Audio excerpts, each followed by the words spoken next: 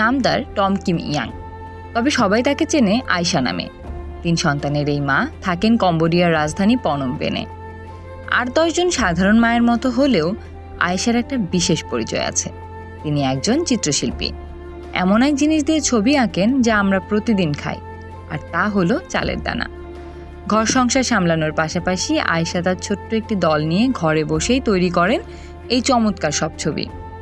তবে ছবি আঁকার মাধ্যম কিন্তু তুলি নয় মোটেও। তুলির বদলে তাদের প্রধান মাধ্যম একজোড়া চিমটা আর আঠা।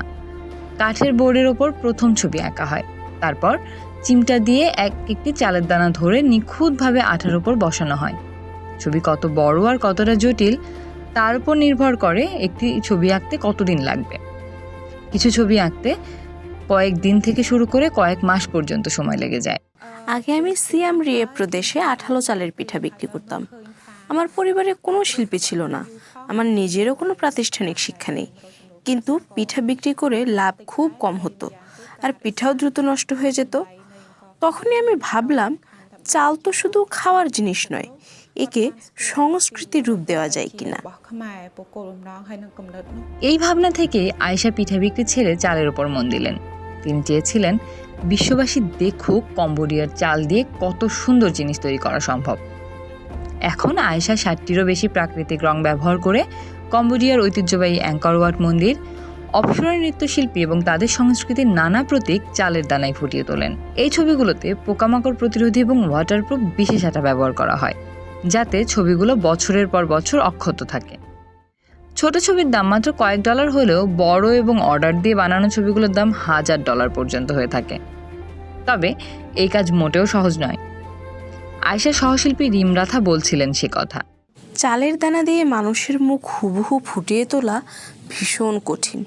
সামান্য ভুল হলে ক্রেতারা ছবি নিতে চান না। কাজটা অনেক কঠিন হলেও চরম ধৈর্য আর মন প্রাণ ঢেলে দিয়ে এটি করা সম্ভব। কম্বোডিয়ার রাজপ্রাসাদের কাছে নদীর পাড়ে প্রতি ছুটির দিনে বসে একটি বাজার। সেখানে আয়েশা তার ছবিগুলো বিক্রি করেন। দেশি বিদেশি বহু পর্যটক অবাক হয়ে এই শিল্পকর্ম দেখেন।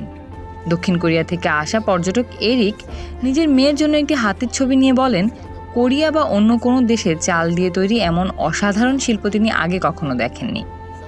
তবে আয়েশা শুধু ছবি এঁকেই থেমে থাকতে চান না।